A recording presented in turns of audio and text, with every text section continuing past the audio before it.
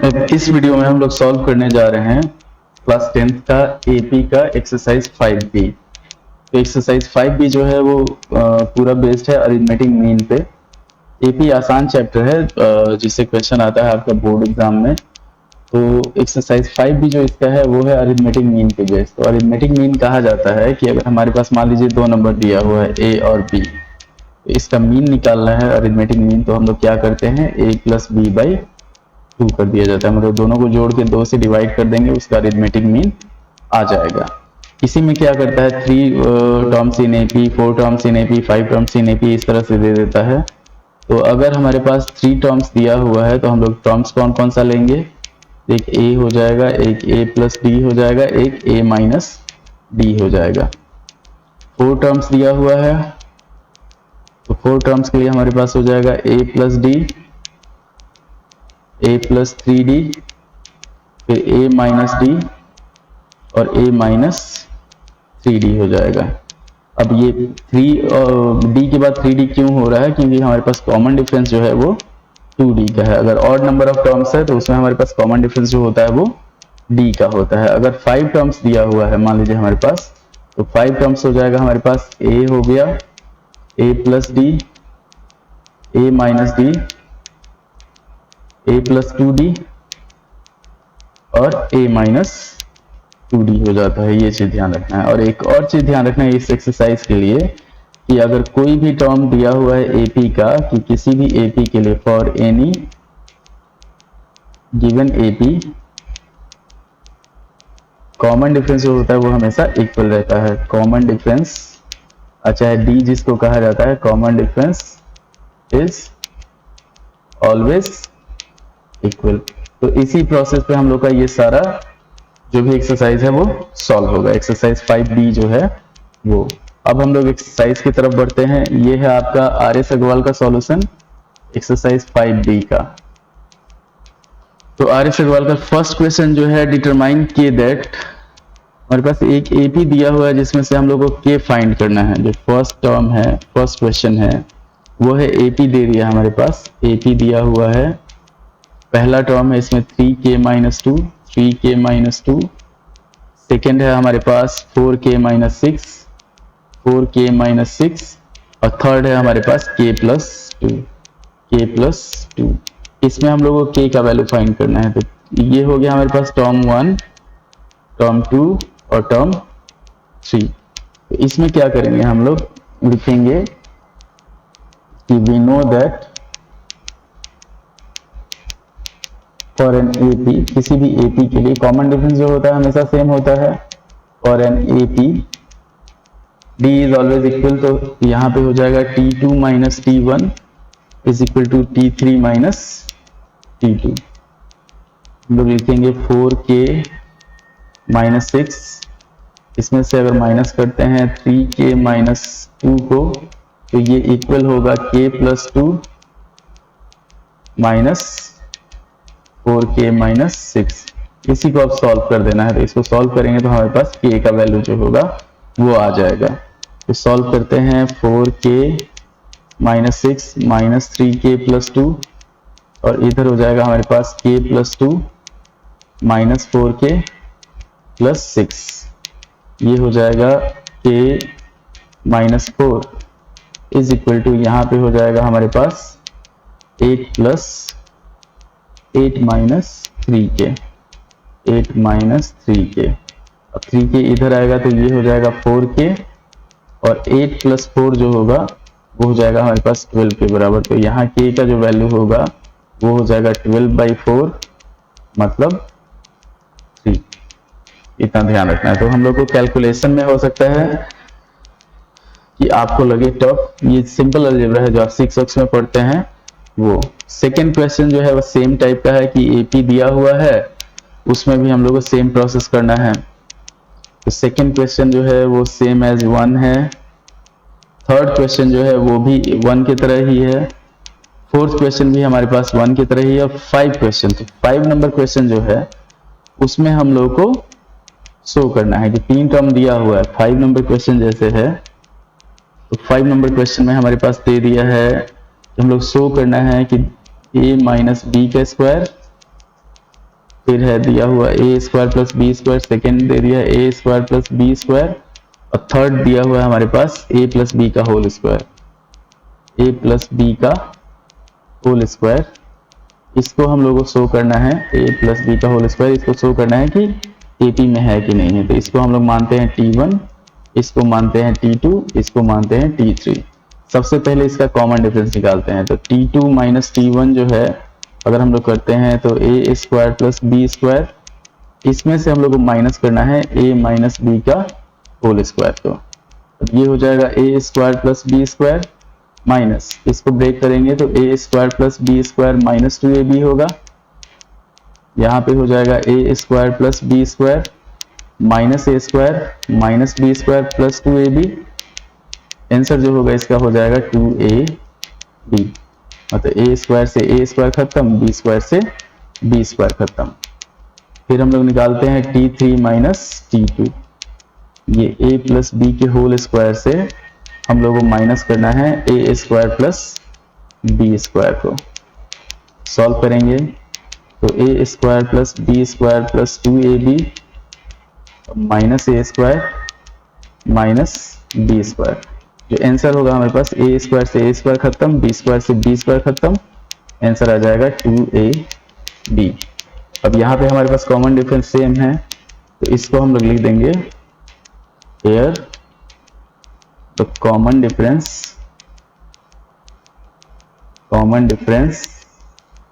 is same, hence the given terms are in AP, hence the given terms are in AP। ये हो गया हमारे पास 5 number question.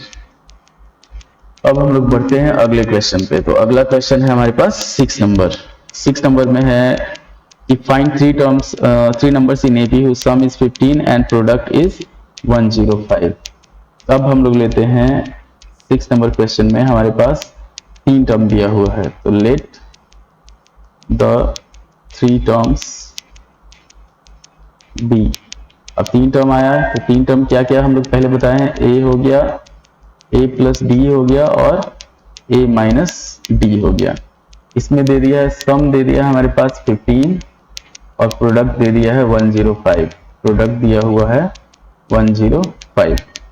तो यहाँ लिखेंगे हमारे पास according to question A minus D sum जो दिया हुआ है plus A plus D is equal to 15। ये हो जाएगा हमारे पास डी से डी खत्म, तो 3a इज इक्वल टू 15। ए का वैल्यू जो होगा वो हो जाएगा 5। तो एक टर्म आ गया हमारे पास। प्रोडक्ट जो दिया हुआ है उस पर बिठा के हम लोग ले लेंगे a minus D into A plus D is equal to हमारे पास 105 है। ये भी क्वेश्चन के अकॉर्डिंग ही है। तो a का वैल्यू है हमारे पास 5 minus D into 5 plus D is equal to 105। अब 5 से अगर 105 को हम लोग काटते हैं तो ये हो जाएगा 21।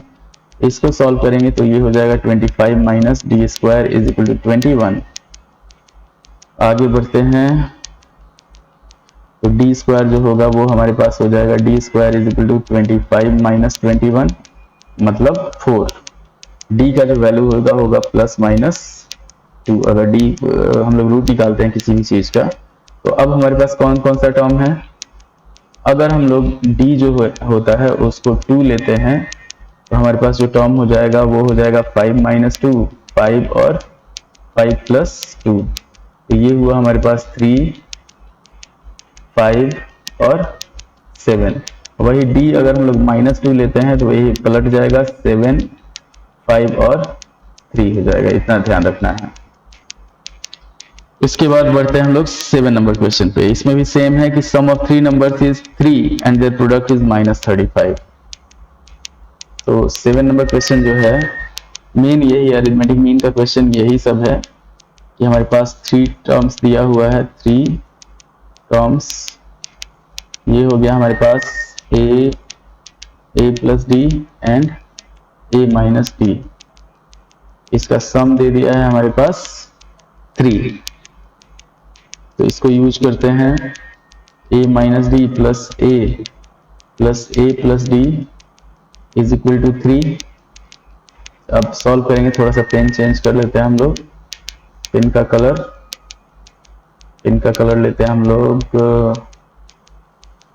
ब्लू लेते हैं, डार्क ब्लू।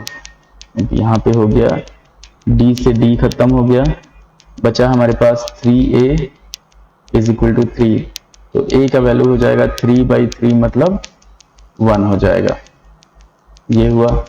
फिर इसका प्रोडक्ट जो दिया हुआ है वो दिया हुआ है हमारे पास -35।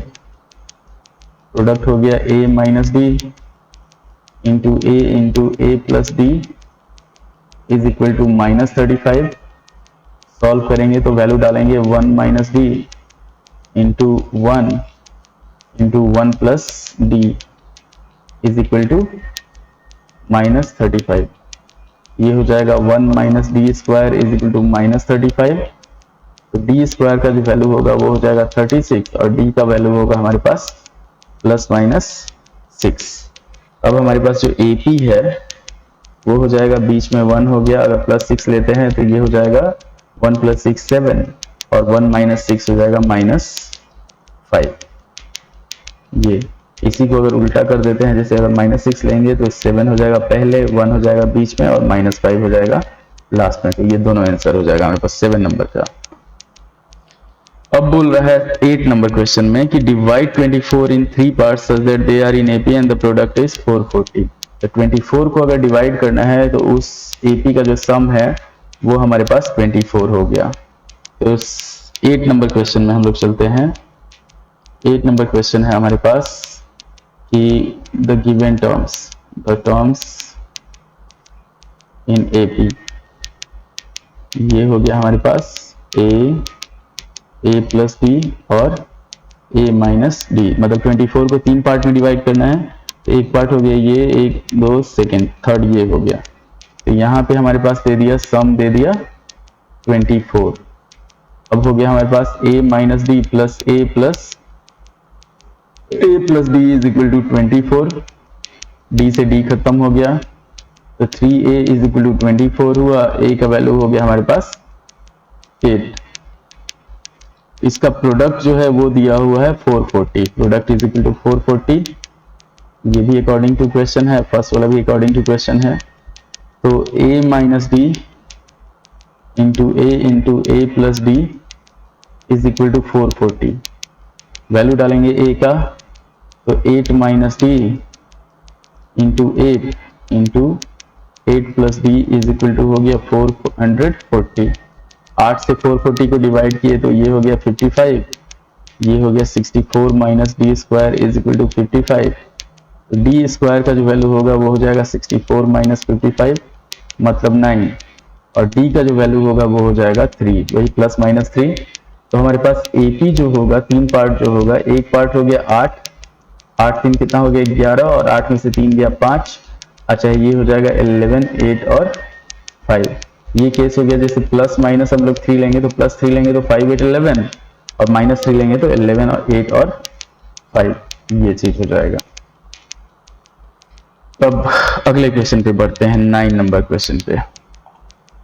तो 9 नंबर क्वेश्चन है हमारे पास एक्सरसाइज 5B का 9 नंबर जो क्वेश्चन है वो है the sum of 3 consecutive terms of an AP is 21। और हमारा ये प्रयास है इस वीडियो में, अच्छा इस चैनल पे ये प्रयास है कि कोई भी बच्चा, जो मान लीजिए किसी बच्चा को किसी चीज को समझने के लिए ज्यादा मेहनत करना पड़ता है, कोई बच्चा का दिमाग तेज होता है जिसके कारण वो चीजों को जल्दी समझ जाता है, तो ये सब तरह के बच्चों के लिए है। जैसे मान लीजिए अगर आप ज्यादा कमजोर हैं तो आप इस वीडियो को रोक के देख सकते हैं, कुछ समझ में नहीं आ रहा है कोई दिक्कत नहीं है, कुछ भी समझ में नहीं आ रहा है, धीरे धीरे आपको सब समझ में आने लगेगा। सिर्फ मैथ जो होता है वो प्रैक्टिस का चीज होता है, अगर आप प्रैक्टिस नहीं करेंगे तो कुछ भी पॉसिबल नहीं। सिर्फ लेट के सोच रहे हैं कि हाँ कि काश मेरा मैथ ठीक हो जाता, तो उस तरह से नहीं होगा। इसके लिए आपको पढ़ना पड़ेगा, धीरे धीरे पढ़िए। मतलब मान लीजिए अगर अभी जैसे एग्जाम होगा आपका मार्च में या फरवरी मार्च में, तो उस समय तक आप, अभी भी समय है, अभी से अगर लेट कीजिएगा सोचने में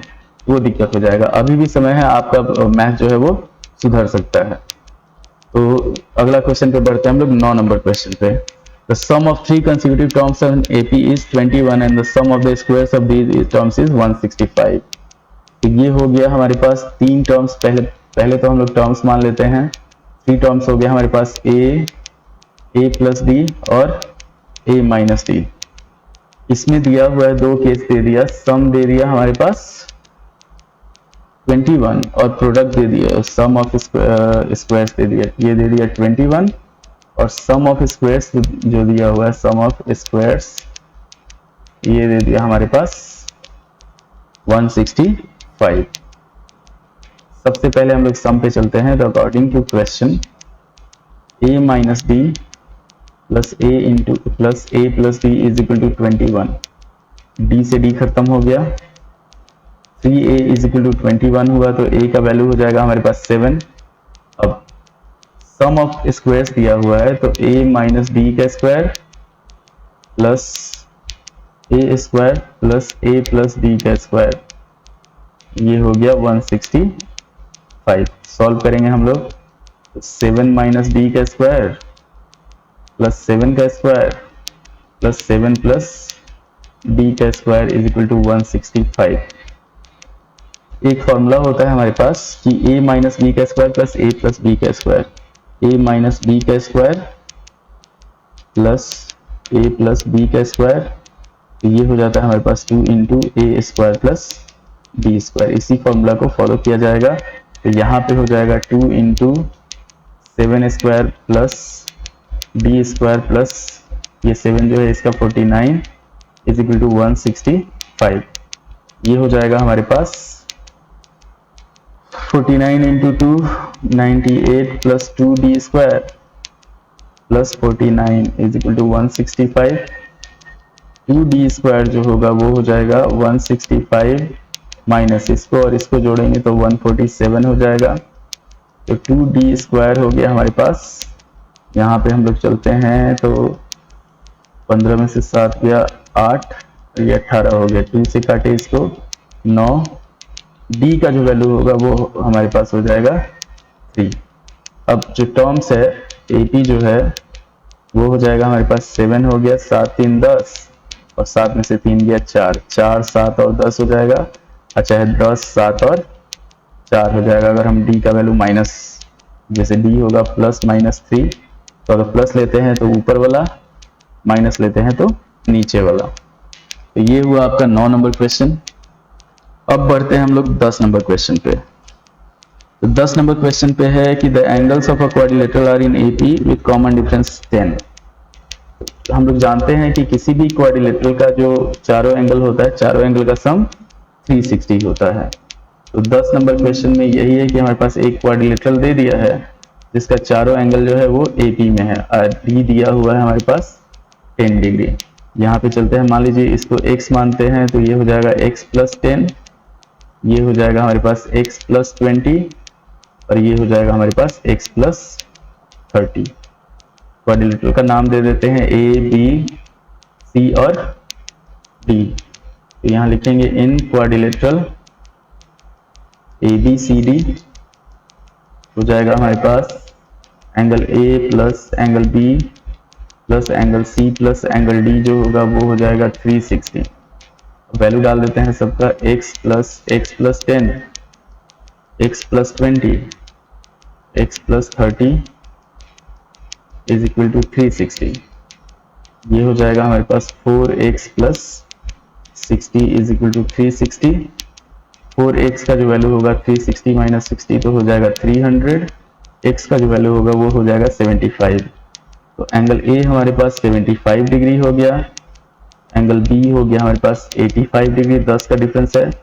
एंगल C हो गया हमारे पास 95 डिग्री और एंगल D जो हुआ वो हो गया हमारे पास 105 डिग्री। ये हमारा आंसर हो गया इसमें। 11 नंबर क्वेश्चन पे, तो 11 नंबर जो क्वेश्चन है वो है हमारे पास find 4 numbers in AP whose sum is 28 and sum of whose square is 216। 4 numbers in AP, 4 numbers in AP हम लोग को फाइंड करना है। तो 4 numbers in AP मानेंगे हम लोग a plus b a minus d, a plus 3d और ए माइनस 3d। इसमें सम दिया हुआ है इसका 28। वैल्यू पुट करते हैं तो a minus 3d plus a minus D plus A plus d plus A plus 3d is equal to 28। 3d से 3d खत्म, d से d खत्म, 4a इज इक्वल टू 28 हो गया। तो a का वैल्यू हो गया हमारे पास 7, एक आ गया। सेकेंड केस है इसमें कि इसके स्क्वायर का सम जो है वो 216 है।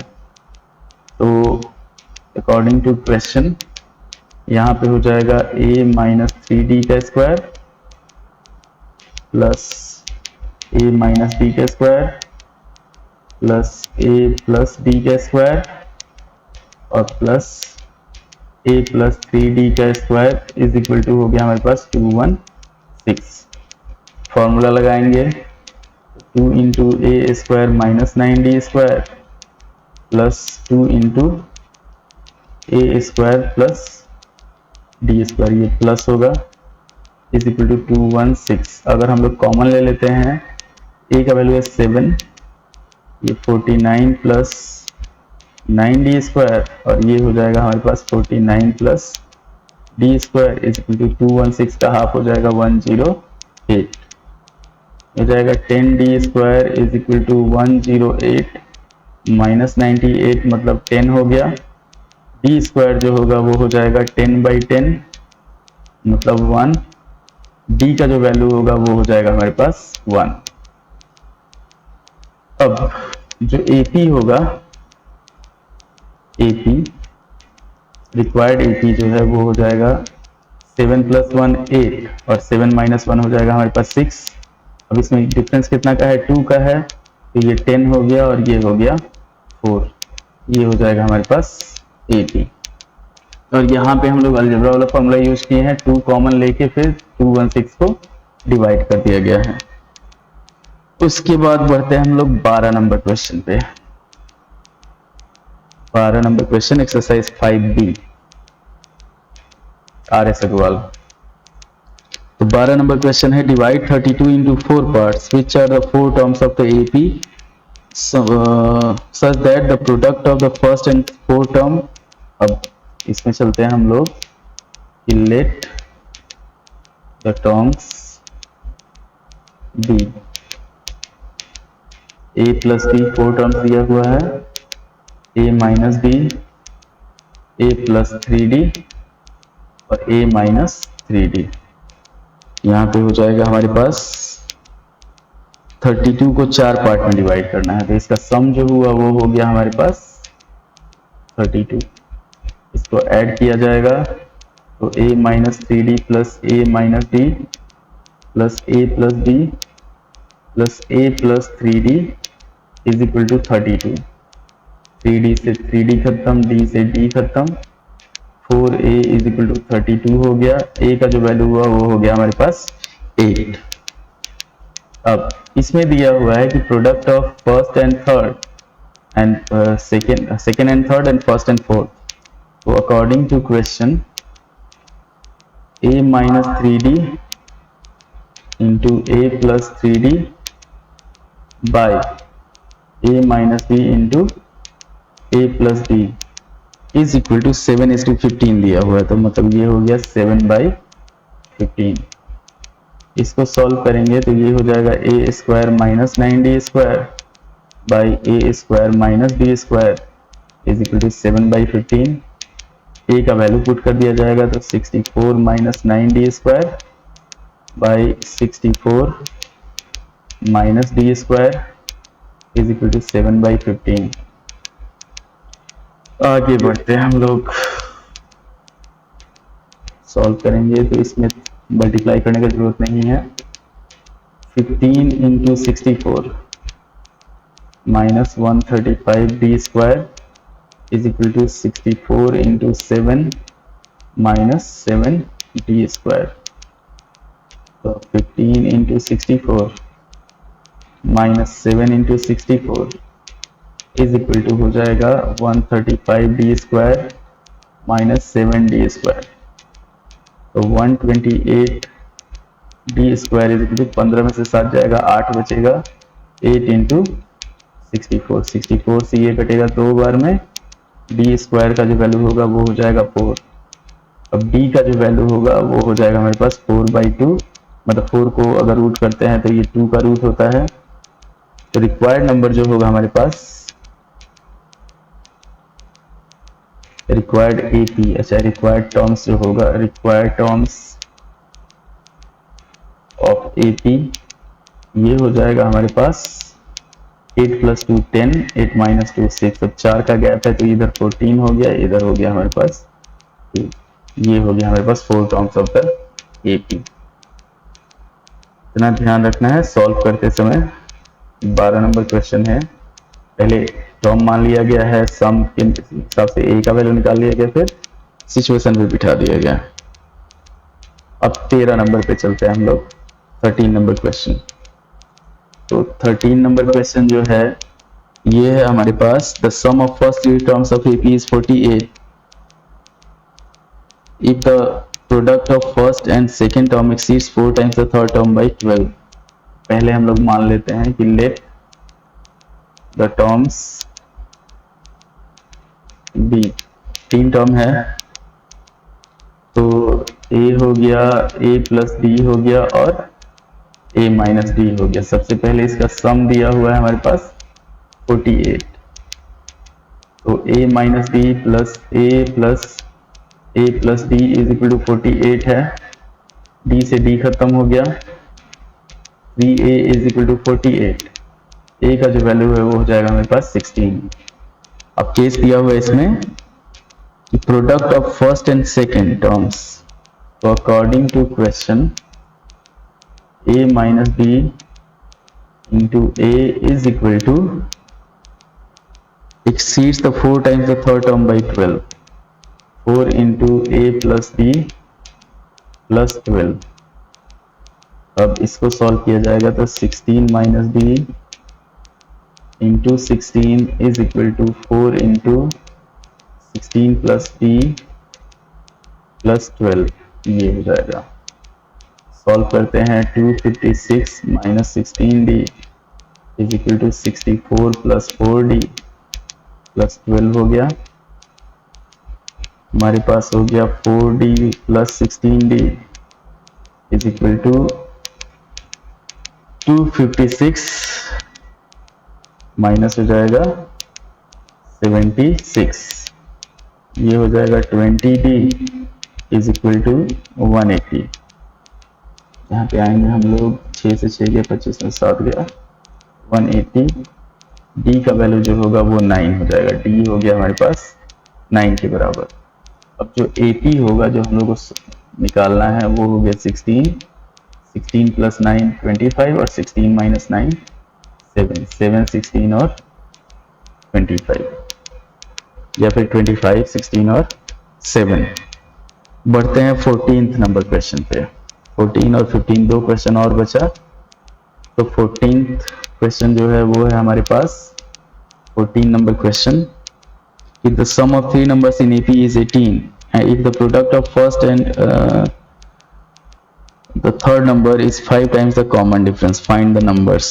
तो पहले हो गया हमारे पास, मान लेते हैं कि let 3 terms जो है वो हो गया हमारे पास सेम चीज, a + d a - d। देखिए जितना इजी तरीका हो सकता है, इजी से इजी, मैथ में जब भी आप ज्यादा लिखिएगा तो गलत होने का चांस ज्यादा रहेगा, तो इसलिए इसको ध्यान रखना है कि हम लोगों को पॉइंट टू पॉइंट लिखना है, जितना हम लोग को चाहिए उतना लिख देना है।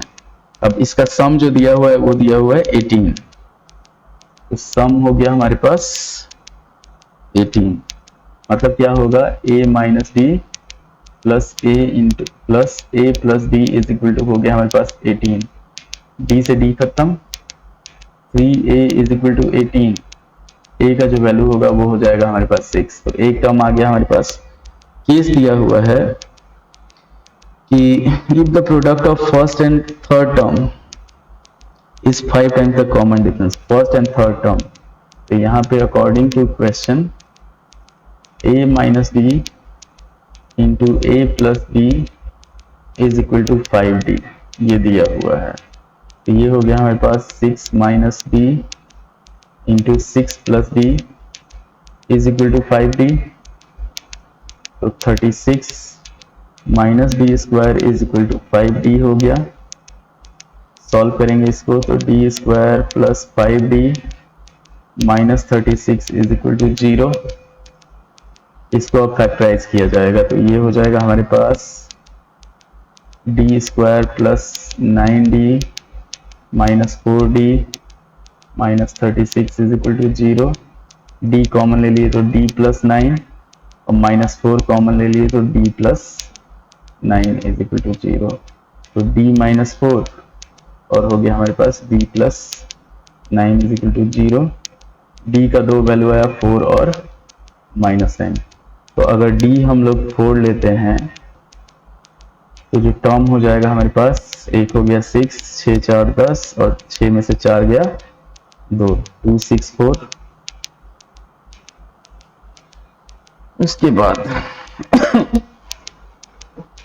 आगे अगर d हम लोग -9 लेते हैं कि d अगर ले लिए -9, ये हो जाएगा 6, इधर हो जाएगा -3 और इधर हो जाएगा हमारे पास 6 माइनस -3 15,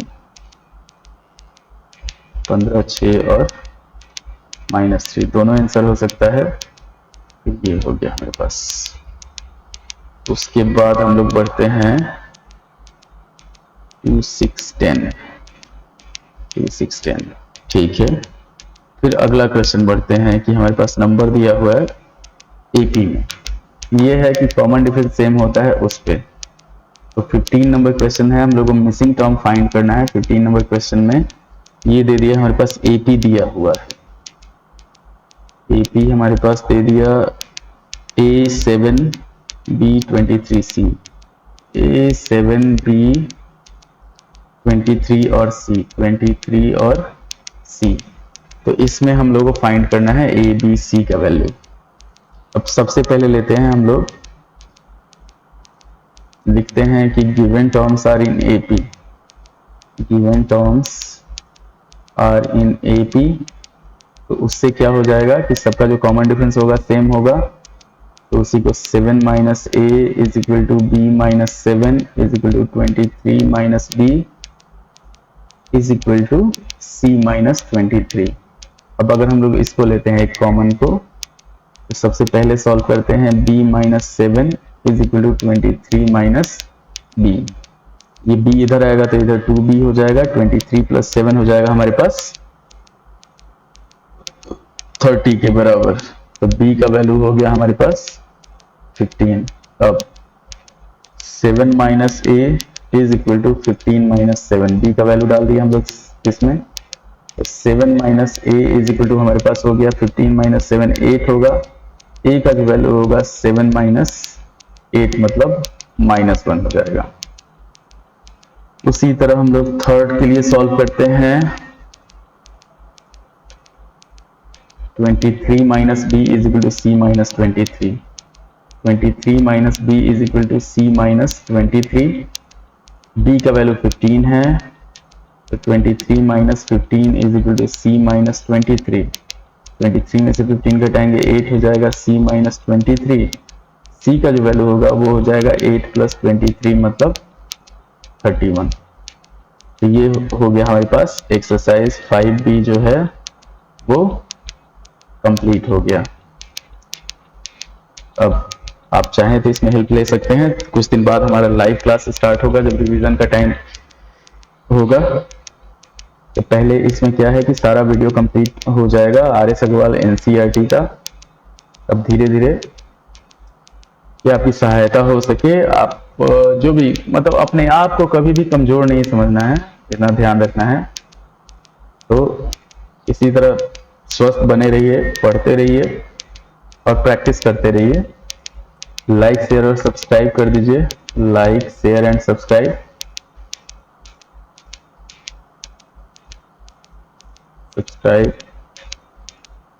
धन्यवाद।